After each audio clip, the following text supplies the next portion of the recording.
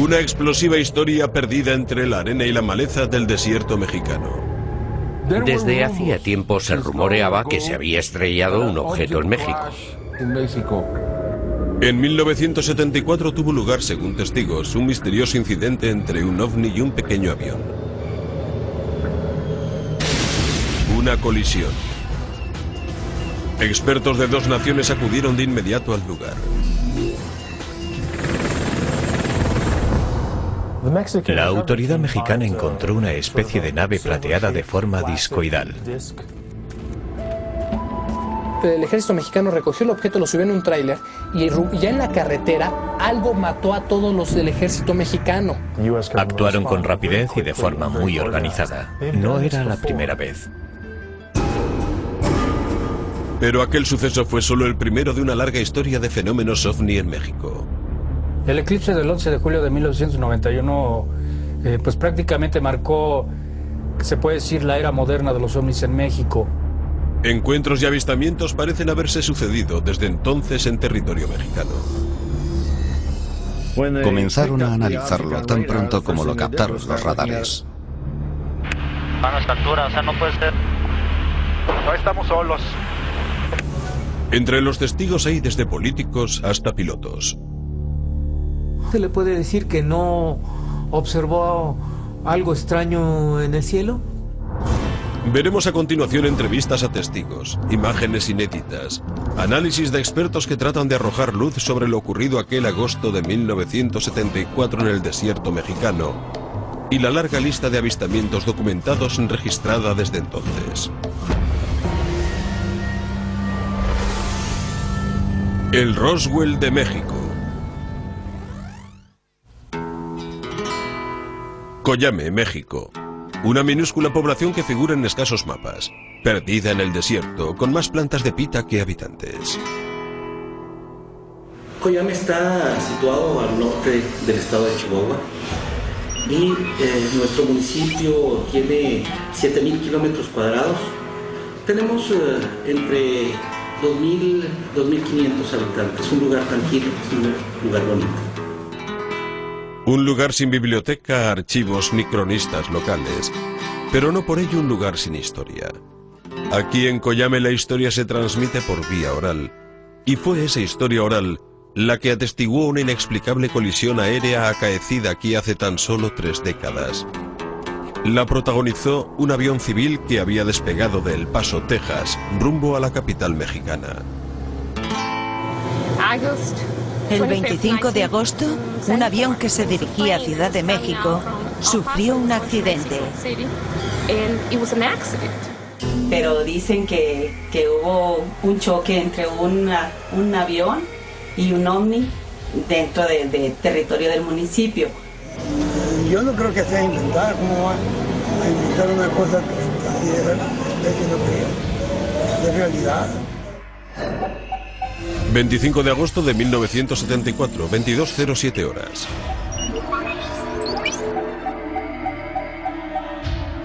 Una apacible noche estival en Coyame. Los vecinos comienzan a recogerse. A 800 kilómetros de Coyame, en una base aérea estadounidense, se detecta un objeto volante desconocido sobrevolando el Golfo de México. Se desplaza a unos 4.000 kilómetros por hora y a unos 25 kilómetros de altitud. Primera conclusión indiscutible, no es un objeto fabricado por seres humanos. Todo en principio parece indicar que pueda tratarse de un meteorito, pero esa posibilidad es descartada casi de inmediato. Descendía escalonadamente, a diferencia de un meteorito que lo había hecho describiendo un arco. El objeto parece dirigirse hacia Corpus Christi, Texas. Se alerta a los sistemas de defensa aérea estadounidenses. 22:09 horas. El objeto gira repentinamente hacia su izquierda y penetra en el espacio aéreo mexicano a poco más de 60 kilómetros de Brownsville, Texas. Desde Estados Unidos se sigue su desconcertante trayectoria sobre México. Pero los radares muestran otra trayectoria, la de un pequeño avión en dirección hacia el objeto. Otro interesante y llamativo dato de este suceso es el despegue de ese avión desde El Paso rumbo a Ciudad de México, justo cuando el objeto se desplazaba zigzagueante por la zona. La pequeña aeronave civil emprende rumbo en plena noche hacia la capital mexicana. Pero este vuelo procedente de Texas nunca llegaría a su destino. A la misma hora, militares norteamericanos comprueban que el objeto no identificado desaparece del radar. Parece haber sucedido lo impensable: una colisión entre avión y ovni.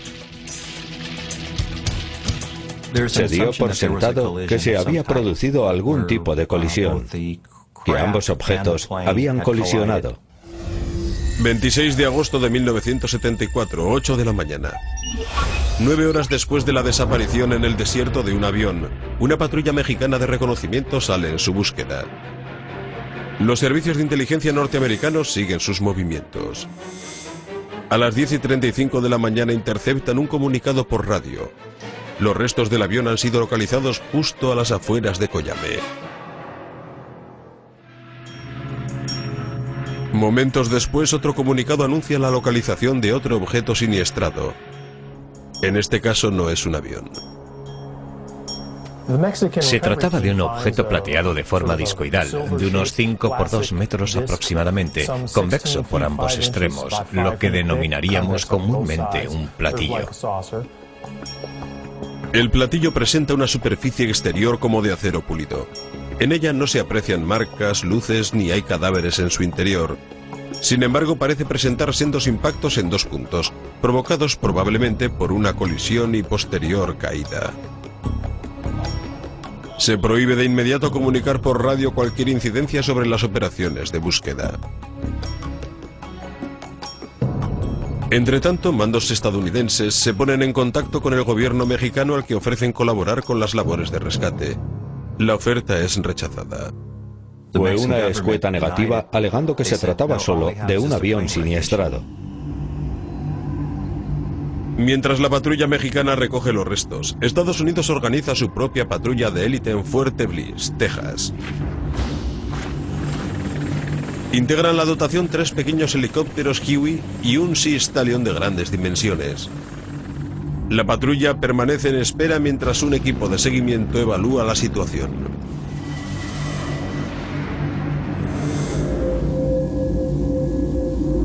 El ejército estadounidense activó en ese momento su denominada red de vigilancia espía, que incluía observaciones vía satélite y mediante aviones volando a baja altitud. Se descubre que el objeto desconocido ha sido cargado en un camión para su transporte lejos del lugar del siniestro. Se observó también un número indeterminado de cadáveres que inducía a pensar en un suceso verdaderamente extraordinario e insólito. 27 de agosto, 14 horas 38 minutos. El mando estadounidense ordena despegar a su equipo de rescate. La flota de 4 helicópteros abandona Fuerte Bliss. Un hecho evidente a todas luces en relación con este caso fue la previsión, la celeridad y la perfecta organización con que actuó el gobierno estadounidense. La patrulla que se organizó en Fuerte Bliss en un tiempo récord llegó al lugar también en un tiempo récord. No era la primera vez que hacían aquello. Lo que no está previsto es lo que está a punto de descubrirse. Los soldados americanos van equipados con prendas biológicamente protegidas. Hallan muertos a todos los miembros del convoy mexicano.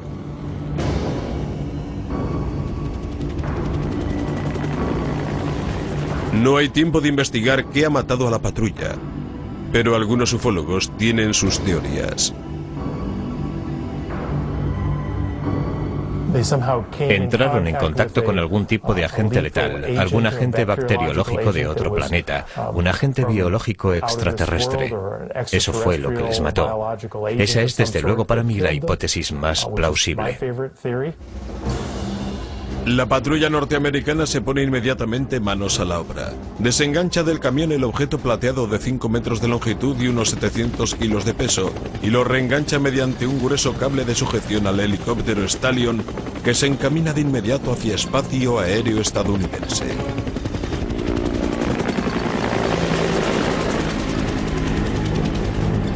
Tras la evacuación del platillo, la atención se centra en los restos del avión accidentado, en los vehículos del convoy y en los cadáveres de los miembros de la patrulla mexicana. Juntaron los restos del avión y los cuerpos de los miembros de la patrulla mexicana, haciéndolos estallar con una potente carga explosiva para ocultar pruebas. Acto seguido, el equipo regresa a su base. El lugar de destino del platillo se desconoce. Pudo ser Atlanta, Fuerte Bliss o quizá la base aérea de Wright-Patterson. Un evento sin precedentes, yo creo que es comparable a lo que sucedió en Roswell, Nuevo México. Fuera o no real este fenómeno ovni, no quedaron pruebas para demostrarlo. Únicamente la transmisión oral mantuvo esta historia viva, aunque fueron muy pocos los que la tomaron en serio. Hasta 1991. Aquel año no uno ni dos, sino decenas de avistamientos ovni se registraron en México. La veracidad de dichos avistamientos se fundamenta en que todos los testigos declararon ver exactamente lo mismo el mismo día y a la misma hora, en lugares distantes entre sí centenares de kilómetros. El desierto mexicano ha sido durante más de 30 años presunto escenario de un acontecimiento increíble. Desde hacía tiempo se rumoreaba que se había estrellado un objeto en México. Al parecer entró en nuestra atmósfera, entró por la parte de los Estados Unidos, sin embargo al entrar chocó con una avioneta. Los supuestos fenómenos ovni en México durante 2 décadas rivalizaban con cualquiera de los documentados en Estados Unidos. México entero solo necesitaba un pretexto para dirigir su vista hacia el cielo. En 1991 esa ocasión llegó.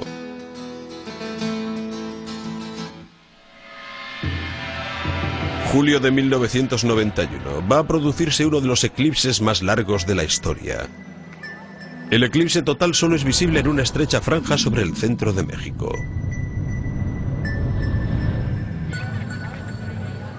Un año antes, México entero sabía ya que habría un eclipse en 1991. Era un evento largamente esperado. Todo México estaba mirando al cielo esperando ese eclipse. Fue un eclipse muy importante porque, a pesar de que ha habido otros eclipses que han sucedido desde esa fecha hasta nuestros días presentes, no fue de la magnitud de ese tipo de eclipse. Poco después de las 13 horas, los cielos se oscurecen. Los astrónomos ajustan sus telescopios. Todos los ojos miran al cielo. Muchos han comprado cámaras de vídeo para captar el acontecimiento.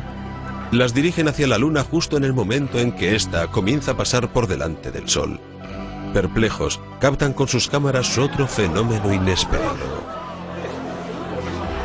Fue algo curioso. Durante el eclipse escuché a algunas personas que estaban alrededor decir, mira, ¿qué es eso que está ahí también?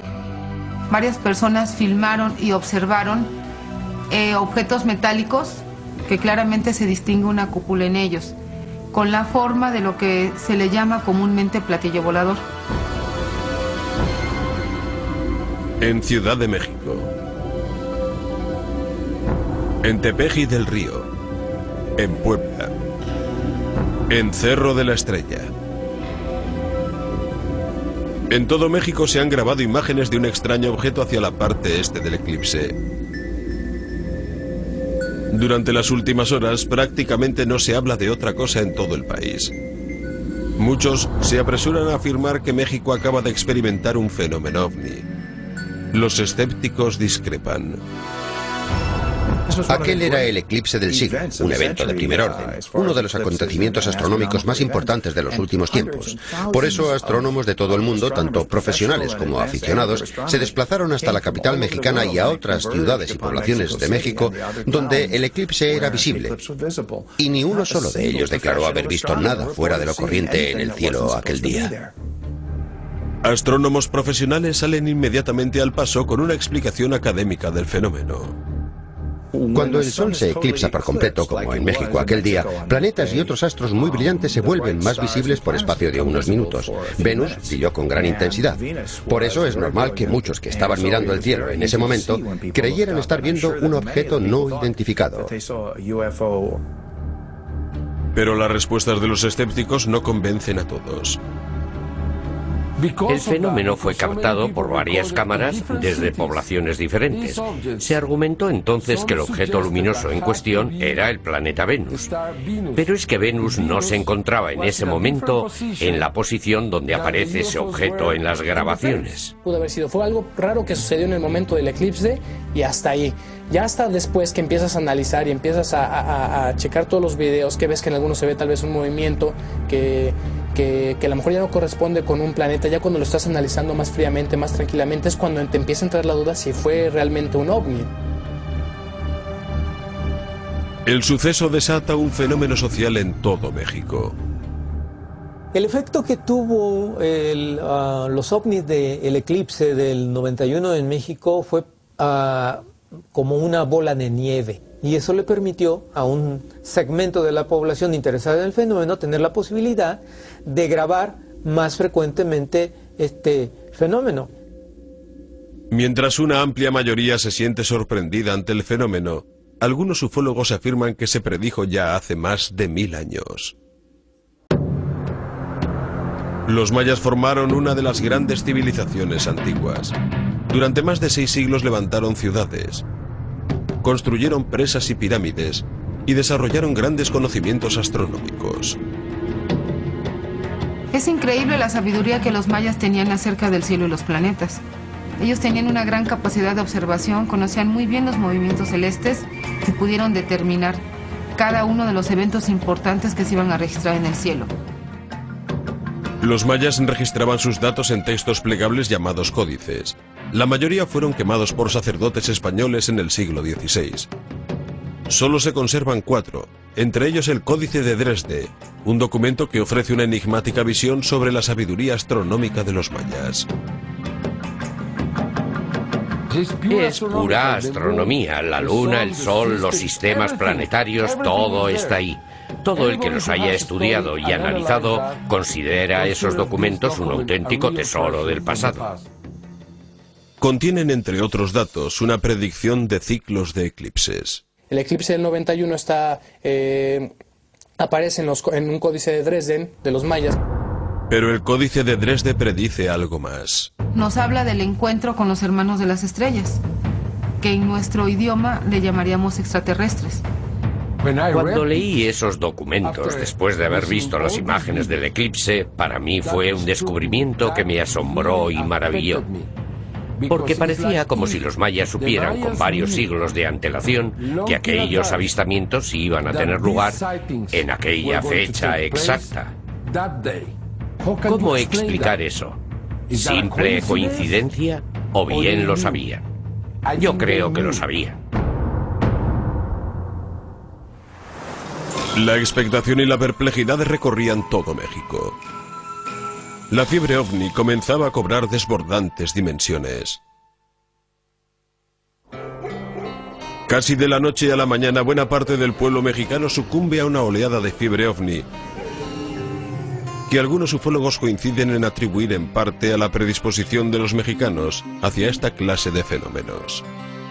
El mexicano le gusta mucho de las leyendas, de los cuentos, de los duendes, de las hadas. Esa psicología, sociología del mexicano le da posibilidad de tener más la mente abierta a esas cosas extraordinarias. Cuando la gente se abre a esas posibilidades, es mucho más fácil aceptar la existencia del fenómeno ovni. Pero los más escépticos se decantan más por el puro fenómeno sociológico que por una escalada de visitas de hombrecillos verdes. El de los avistamientos es un fenómeno que se produce por rachas, relacionadas por lo general con un amplio despliegue publicitario. Cuando los diarios, televisiones y demás medios se llenan de historias sobre avistamientos, la gente presta mucha atención a aquello que desea ver. Desde los primeros avistamientos ovni siempre se ha tendido a ridiculizar a los presuntos testigos oculares como obsesivos escrutadores del cielo incapaces de distinguir un DC-9 de un globo sonda. Pero ¿qué ocurre cuando el testigo es persona digna de todo crédito, una persona de sólida reputación, cuando no solo sabe que es un DC-9, sino que también lo pilota? El capitán Cervantes es piloto desde hace más de 40 años. 17.000 horas de vuelo le han dado tiempo a verlo todo, o al menos él así lo creía. 28 de julio de 1994. Raimundo Cervantes pilota el vuelo 129 de Aeroméxico entre Guadalajara y la capital. Ya ha hecho otras veces esta ruta, todo es favorable, incluido el tiempo. Totalmente claras, como decimos todos los aviadores, se lo comenté. Se veía hasta el otro día, totalmente despejado. Cuando el avión se aproxima al aeropuerto de Ciudad de México, Raimundo Cervantes se sitúa en posición de aterrizar. A 1.500 metros de altitud recibe el visto bueno de la torre de control y se dispone a bajar el tren de aterrizaje. Y ordeno bajar el tren. En ese momento sentimos un golpe en el avión muy fuerte. El avión se desestabiliza. Parece evidente que ha colisionado en el aire con algún objeto, pero no hay tiempo para investigar. Raimundo ya ha iniciado la maniobra de descenso. En ese momento me declaro en emergencia y le solicito un área para que yo pueda desarrollar mis listas de emergencia y poner en coordinación a mi personal de sobrecargo con el pasaje en caso de que íbamos a tener un aterrizaje no normal. Sin saber el alcance de los daños en el tren de aterrizaje, Raimundo se arma de coraje para poner a salvo el reactor. Hacemos la nivelada del avión, tratamos de hacer un toque suave y mantener la rueda de nariz, que era la que me preocupaba a mí, que estuviera dañada, para que hiciera el impacto con el terreno de la pista a más baja velocidad, menos daño. Bajamos la nariz y nuestra sorpresa, empieza a rodar el avión perfectamente bien. Se ha evitado la catástrofe.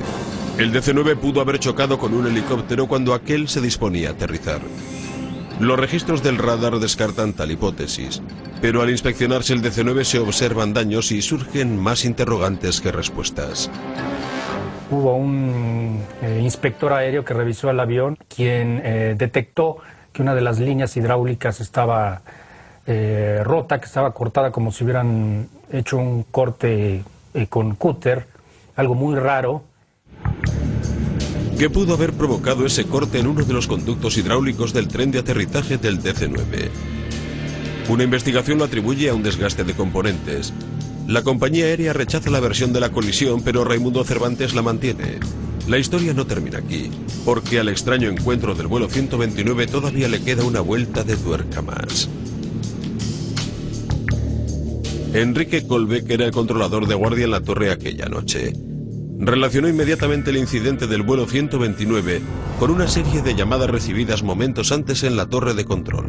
Una hora antes de que ese vuelo se iniciara en Guadalajara, habíamos recibido llamadas telefónicas de diferentes fuentes y nos comunicaban que había un objeto que estaba volando muy cerca de un edificio que está casi en la trayectoria de la aproximación final a estas pistas. Los avistamientos habían situado el objeto volante en plena ruta de aterrizaje del vuelo 129. La idea de una posible colisión avión-ovni parece inverosímil e improbable. Pero pocos días más tarde, un nuevo incidente en el mismo aeropuerto despierta las sospechas de que algo extraño está sucediendo en él. 8 de agosto de 1994. El copiloto Carlos Corzo viaja en el vuelo 304 de Aeroméxico procedente de Acapulco. Este inicia el descenso sobre el aeropuerto de Ciudad de México. El cielo está parcialmente nuboso. Corzo vigila el exterior mientras el piloto atiende a los controles. Él estaba atento a los mandos e indicadores. Por eso tenía la vista centrada sobre el panel de control. Yo, mientras, estaba vigilando el exterior. Me ocupaba incluso de las comunicaciones y ayudaba con la maniobra de aproximación. Tras franquear una nube, algo provoca un gran sobresalto a Carlos Corzo. En ese momento volábamos a una altitud de aproximadamente 4.000 metros. Entonces, al salir de la nube, vi un gran objeto frente a nosotros. Me asusté mucho. Pensé que íbamos a colisionar con el objeto. Y le dije al comandante aterrorizado: «Oh, Dios mío, vamos a chocar».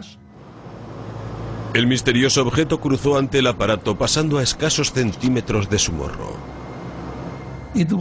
Era un objeto de grandes dimensiones.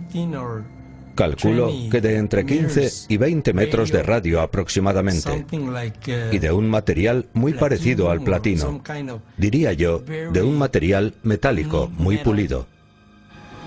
Corzo recobra la compostura y ayuda a aterrizar a su comandante fuera ya totalmente de peligro.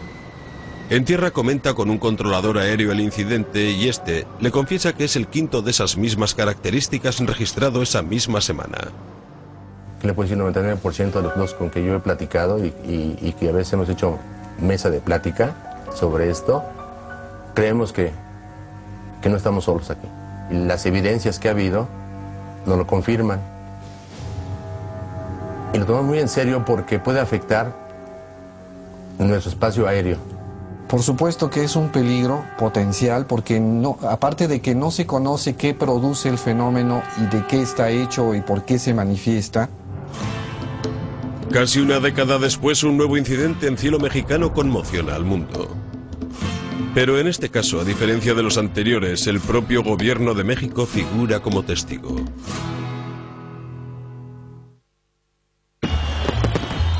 Esta escena se repite en México todos los 15 de septiembre. En esta plaza abarrotada de la capital, el presidente hace sonar la misma campana que señaló el inicio de la lucha por la independencia hace casi 2 siglos. Festejos y desfiles se suceden durante las 24 horas siguientes, pero a principios de los 90 se incorporó a estos actos una nueva tradición. El 16 de septiembre en México es la fiesta de independencia y se realiza un desfile militar en las calles de México. Durante varios años se realizaba una parada aérea. Toda la Fuerza Aérea de México salía a sobrevolar la Ciudad de México. Mucha gente pues grababa estos eventos, ¿no? Cuando los aviones caza pasaban encima de las casas haciendo algunas maniobras. Hay varios videos en donde se pueden captar distintos objetos sobrevolando y pasando incluso muy cerca. 16 de septiembre de 1991. Un videoaficionado capta en la exhibición de este año un misterioso objeto circular.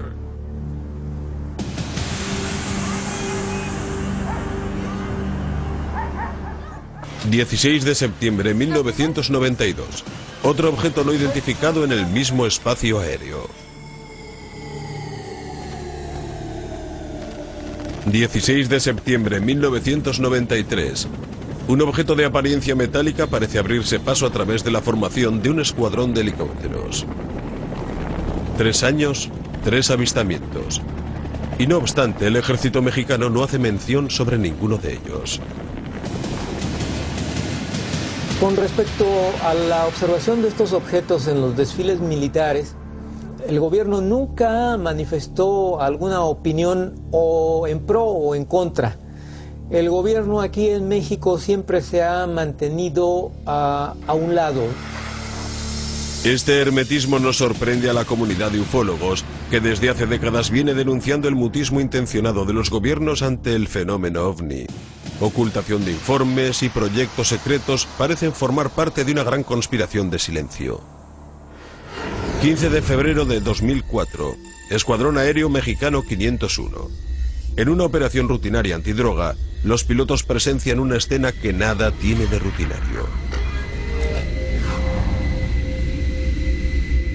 Las fuerzas aéreas mexicanas suelen patrullar la frontera sur del país en busca de aviones cargados con narcóticos procedentes de Sudamérica.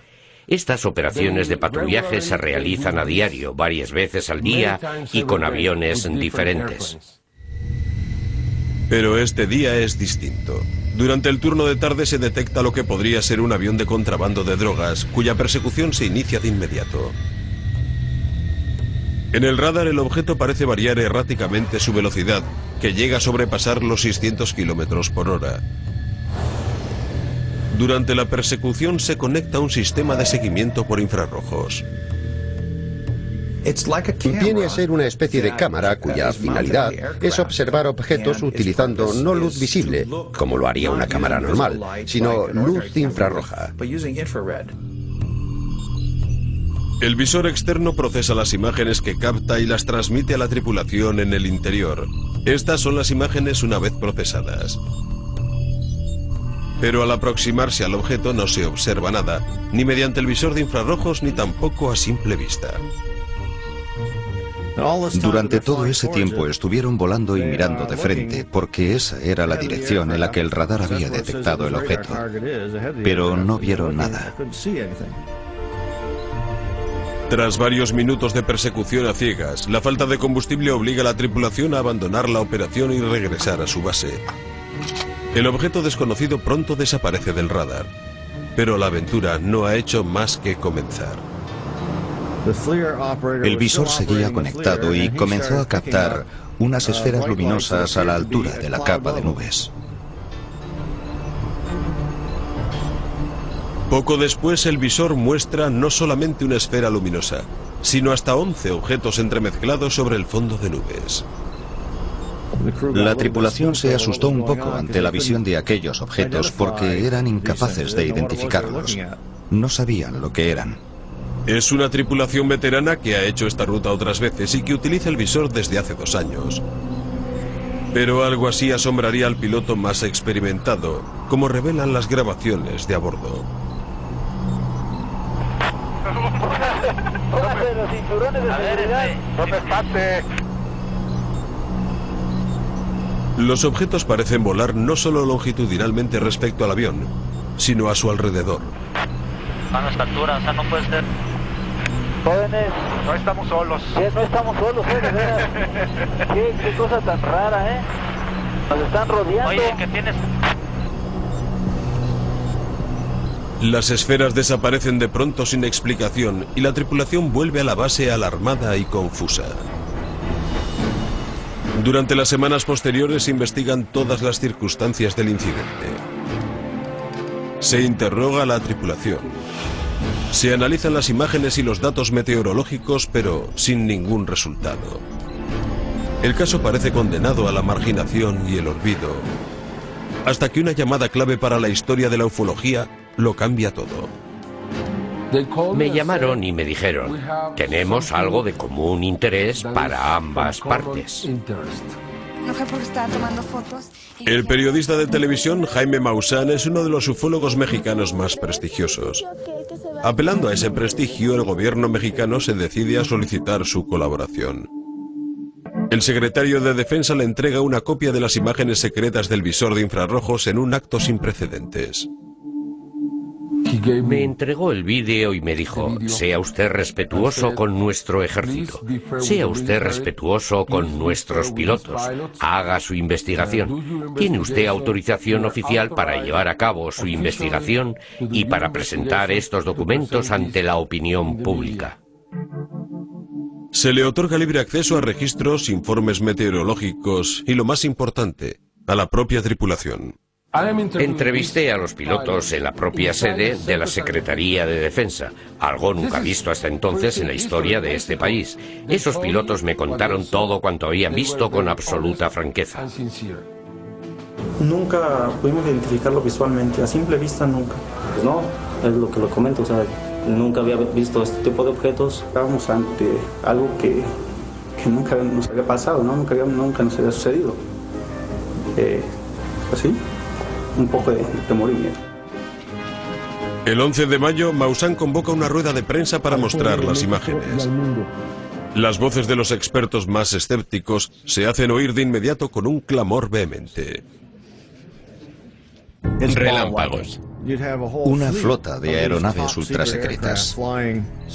Otros escépticos sugirieron que el instrumental del aparato pudo no haber funcionado correctamente. Las explicaciones se suceden y una tras otra se refutan. Pero surge una nueva hipótesis que puede dar con la clave del misterio.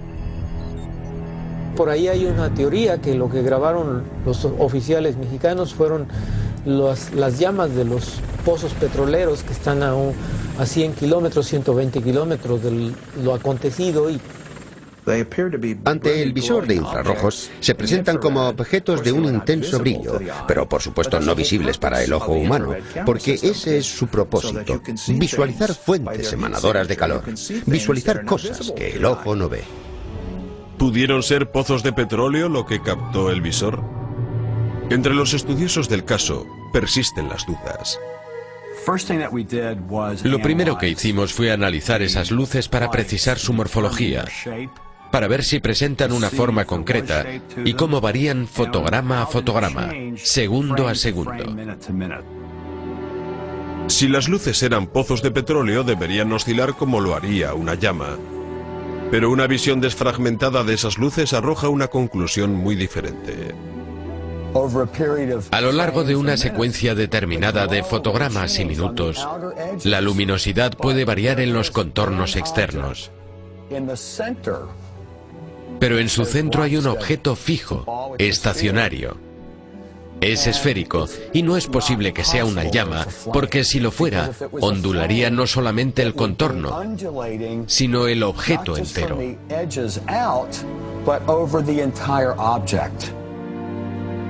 Avala esta tesis el hecho de que, siendo esta una zona que se sobrevuela a diario, nunca se había observado en ella un fenómeno de esta clase. El único modo de despejar toda duda sería mediante una reconstrucción en idénticas condiciones y circunstancias con un visor de infrarrojos, trazando exactamente la misma ruta y con el mismo avión a ser posible. Hasta que eso ocurra, este caso continuará envuelto en el misterio. Pero lo que lo distingue de otros casos para los ufólogos es el hecho de que un gobierno haya acudido a uno de ellos por primera vez para solicitar su colaboración. Los ufólogos mexicanos son optimistas. Creen que este caso puede ser el principio de una nueva etapa de aperturismo por parte de los gobiernos frente al fenómeno ovni.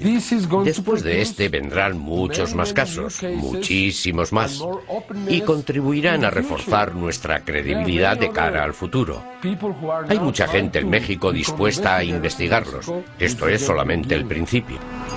En efecto, fue solamente el principio. Porque en 2005, cuando México creía haberlo visto todo, se desbordó su capacidad de asombro.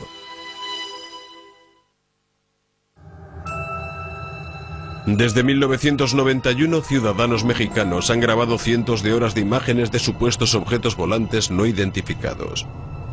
Pero en este caso no es la cantidad lo que llama la atención, sino el contenido. De las miles de imágenes de que disponemos, en la mayoría de los casos se trata solo de globos, aviones, estrellas. Errores, en definitiva, errores fruto del desconocimiento. Pero probablemente entre un 10 y un 15% de esas imágenes son material fehaciente y veraz. Ese porcentaje es el que ha atraído el interés de ufólogos y prensa no especializada. De entre estos fenómenos, uno de los más interesantes es el que los expertos denominan flotas. Es un grupo de objetos de más de 3, se le llama flotilla, que viajan ya sea horizontal o verticalmente, con unas formas extrañas, ya sea boomerangs, esferas, discos. 10 de junio de 2004, Guadalajara, México. Un fotógrafo aficionado capta en el cielo estos objetos. 21 de junio de 2004, en Cuernavaca, México, una videocámara capta esta otra flota. 30 de marzo de 2005, en la localidad norteña de Torreón, objetos inexplicables surcan el cielo mexicano. 11 de abril de 2005, esta vez son los cielos de la capital, Ciudad de México, los que reciben la visita de una misteriosa flota. Yo creo que son intentos de actos de comunicación con nosotros. Algo parecido a lo que sucedió con esas curiosas formas geométricas recortadas sobre campos de cultivo en Inglaterra.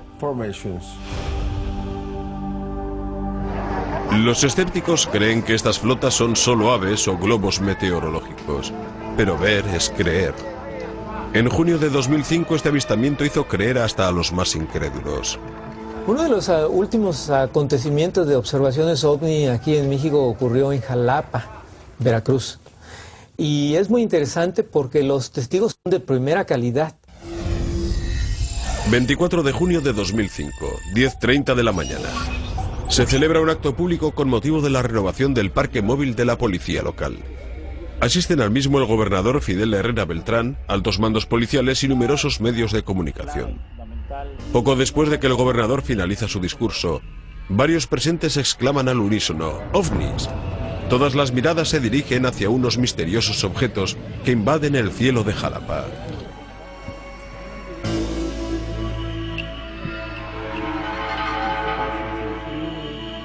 Tenemos como principal testigo al gobernador de Jalapa. Y los diarios, los medios, publicitaron la nota al día siguiente. Y la nota se expandió por todo México.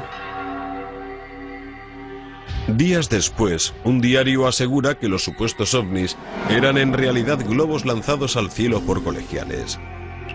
Si eran globos, ¿cómo permanecen inmóviles y en perfecta formación durante más de media hora? Según los testigos, se trataba de más de 14 objetos esféricos que brillaban en el cielo, que hicieron una formación triangular y que permanecieron ahí durante 30 minutos.